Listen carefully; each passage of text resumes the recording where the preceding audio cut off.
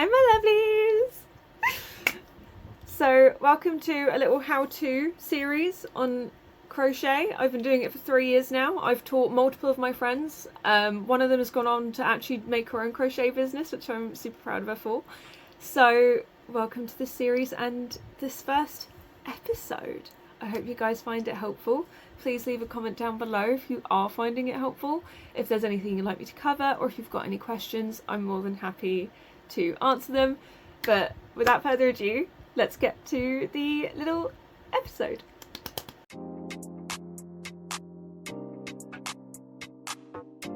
Okay, so for this first one we're going to be looking at a slip stitch and chains, which are two different things. So you've got your slip stitch and then you've got chaining to do. They're two different things.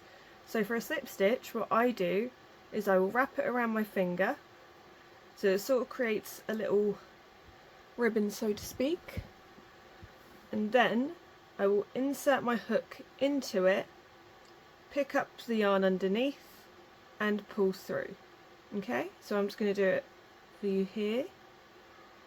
So I've made my loop, hook through, grab the yarn, pull through, and then you're going to pull on these two ends to tighten it. And just like that, you've got your slip stitch.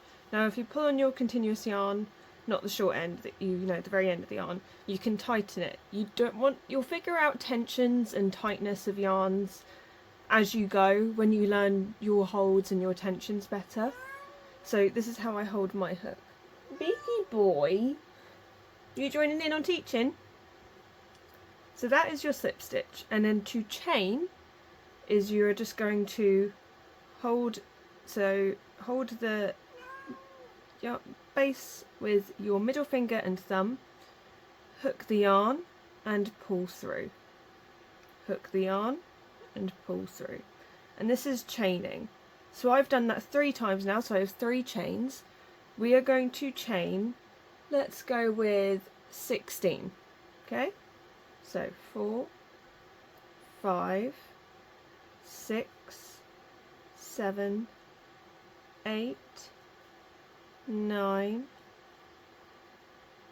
10, move my hold up, 11, 12, 13, 14, 15. And there you go, you've got 15 chains. As you noticed, after I got past 3, I started counting on 4. I'm continuing to count the chains from as many as I've made. And that is how you do a slip stitch and chain.